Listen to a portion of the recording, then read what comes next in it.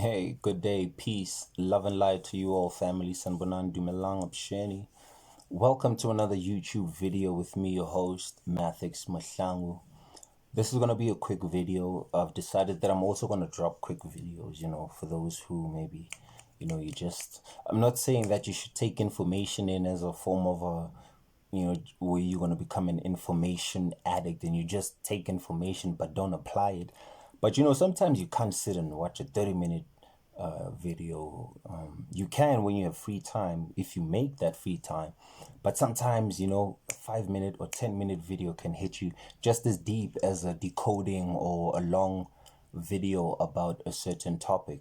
So today I want to talk about magic very quick before I'm actually about to go into the magic world, which is the astral planes or the sleep planes where we go when we sleep, which is where magic comes from, because magic is synonymous with imagination, which is the image, which is what you are created in the image of God, which is the imagination of God.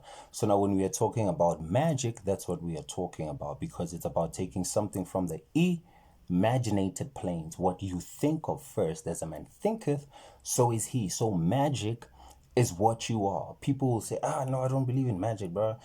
People associate magic with cards and like sleight of the hand and though, or like stage magicians.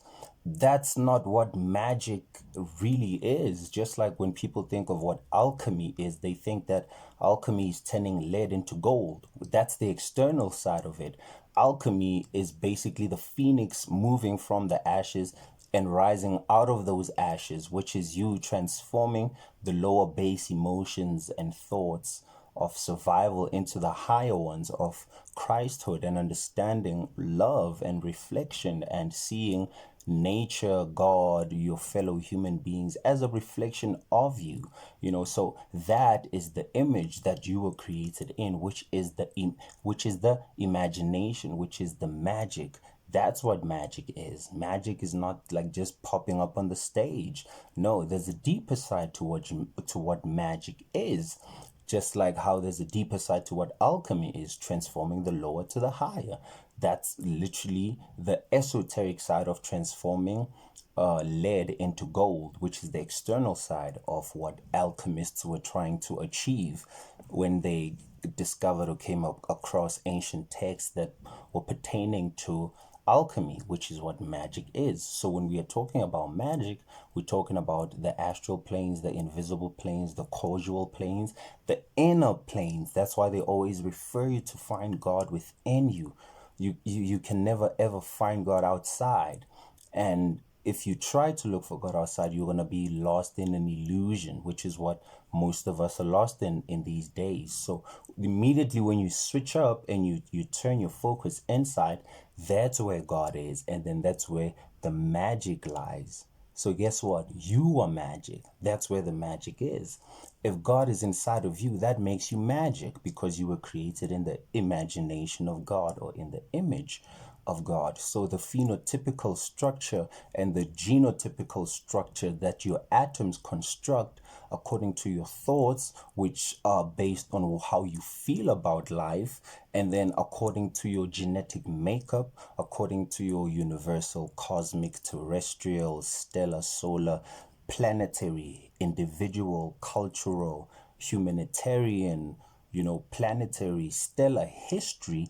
When you put all of those together, that makes up the whole soul. The soul is the collection of all your experiences. Your spirit is that part that moves with that. Your soul is what you develop. It's your super personality, if I were to put it like that. You grow a soul, you develop a soul. Just like every time you read a new book, every time you start a new craft, every time you do something like that, you are adding different signatures to the soul. So souls is a soul is something that is created through the spirit by what we call experience. So certain experiences, and now remember that you are an eternal being, so your soul is eternal too, but it grows according to how you decide to implode and explode within yourself as God, within the magic of yourself. So now that whole scenario, it's if when you begin to look inside, you implode and you see the true reflection of what is creating you, from your atoms to the emotions. So you are a whole system, you are a whole body, and your soul is is is is touched by the experiences, and that's what gives you your ability to come back in the next life as something, because your soul carries the signature of every experience. So in the next lifetime, you could be born just knowing how to do something. It's because your soul knows that. The new body is just the vessel, but your soul is where you actually derive your personality from, which is going to be created by your zodiac signs. So your soul is what's going to create the body that it wants in order to further develop the personality that it was already working on in multiple dimensions and even in this linear one. So that's how your astral or natal chart is also created. This is the magic. You create the image of what you imagine yourself to be, and thus you are magic. Young man, you are that magic, Maletlana. That's what they call it in bed. You are that. You are that thing that's creating another thing and conversating between those two things. You are an intermediary between two other sides of yourself. So you are a trinity. Magic. You are a three. Father, mother, child. Holy Trinity.